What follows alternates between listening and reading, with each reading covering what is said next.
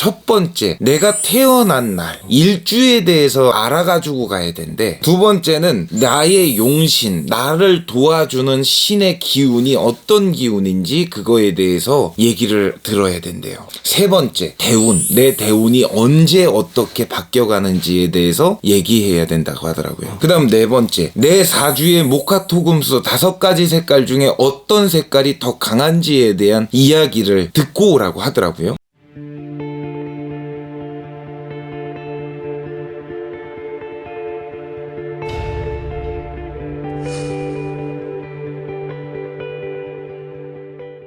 안녕하세요, 오락산 꽃도령입니다.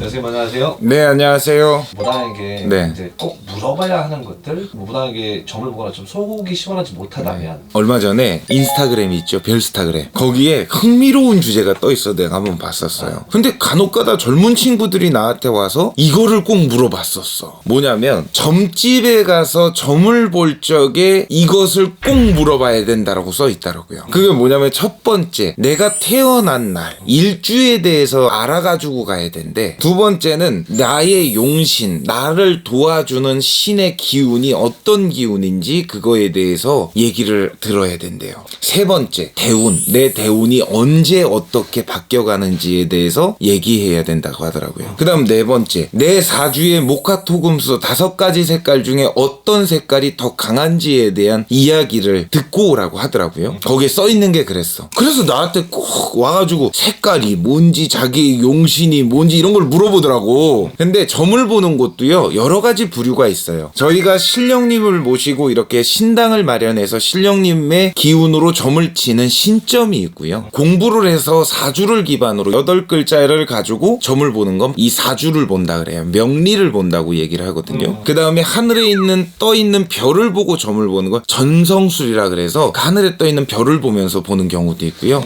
타로를 펴서 보는 경우가 있고요. 그리고 나무 막대기 가지고 이렇게 보는 경우도 있고요. 엽전 2개, 엽전 3개를 가지고 점을 치는 경우도 있어요. 육효점이라 그래서. 점을 보는 방법은 정말 여러 가지가 많아요. 근데 신당에 와서 점을 볼 적엔 막말로 신점이에요. 신을 통해서 점을 치는 경우거든요. 일주를 알아보고 용신을 알아보고 대운을 알아보고 내 사주의 오행을 알아보는 건 사주 명리 보는 집에 가서 알아보는 거예요. 근데 대체적으로 저 같은 경우는 일주에 대해서, 내가 태어난 날에 대해서 알려달라면 충분히 알려줘요. 그리고 뭐 내가 가지고 있는, 나한테 도움되는 색깔이 어떤 색깔인지, 내가 가지고 있는 색깔이 무슨 색깔인지 이런 부분에 대해서도 설명을 해드릴 수 있어요. 근데 정말 웬만한 선생님들은 그런 부분에 대해서 아무것도 모르는 분들이 더 많아요. 왜 그러냐면 그거를 알고서 점을 치는 사람이 아니거든요. 그만큼 내가 공부를 하고 호기심이 생겨서 내가 신령님을 모시고 신령님의 말씀을 전달을 하지만 거기에 플러스 알파로 한 가지라도 더 알려주고 싶어서 배우는 사람들도 있다는 거. 그래서 꼭 무조건 점집에 가서 이것들을 물어봐야 되는 거는 아니다. 근데 점집에 가서 물어봐야 되는 건 내가 어떻게 살아야 잘 살 수 있는지, 내가 가지고 있는 습관 중에 나쁜 습관을 어떤 습관을 버려야 되는지, 이런 부분에 대해서 첫 번째 물어보셔야 돼요. 그리고 두 번째는 내가 어떤 직업이 나한테 맞는 옷인지, 어떤 직업을 가져야지 나한테 조금 더 도움이 될지에 대해서 물어보셔야 돼요. 그 다음 세 번째, 내 몸의 병세가 어느 부분이 안 좋고 어떤 부분이 어떻게 아파올지에 대해서 물어보셔야 돼요. 왜? 뭐든지 돌다리도 두들기고 넘어가야 된다고 얘기를 하잖아요. 요즘은 정말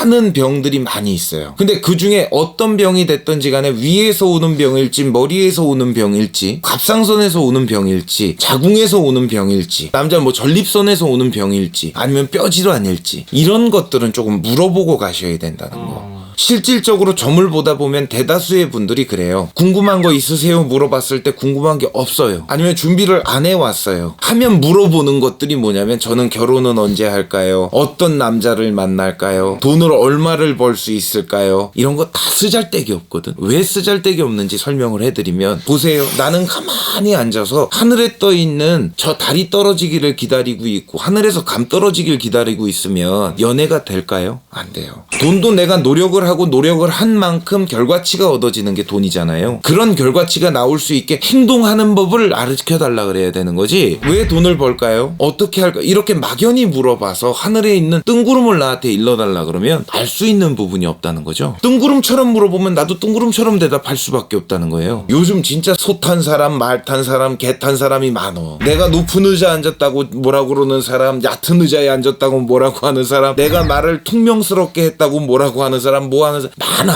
여러분들이 점집에 오셔서 내가 돈을 그만큼 지불을 하고 명쾌한 점사를 얻고 싶으면 나도 그만큼 그들한테 마음을 열고 물어볼 준비가 돼야 되고, 무당 역시도 마음을 열고 대답할 준비가 되어 있는 상태에서 얘기하는 거잖아요. 제일 근본적인 건 내가 어떻게 살아야 되는지, 내가 지금 당장 이 상황을 어떻게 견디고 넘어가야 되는지가 가장 중요한 것 같아, 나는. 그러니까 그런 부분에 대해서 먼저 물어보시고 해답점을 찾아가시는 게 가장 중요하다. 근데 내가 봤을 때 지금까지 10여 년을 점을 보면서 정말 굳이 왜 물어보지 않아도 될 것 같은데 라는 질문이 몇 가지가 있어요. 그 부분은 다음 시간에 알려드려 볼까요? 그래요. 다음 시간에 다시금 영상을 남겨서 이런 질문은 안 했으면 좋겠다, 이런 영상을 알려드리도록 하겠습니다. 다음 시간에 뵙겠습니다. 감사합니다.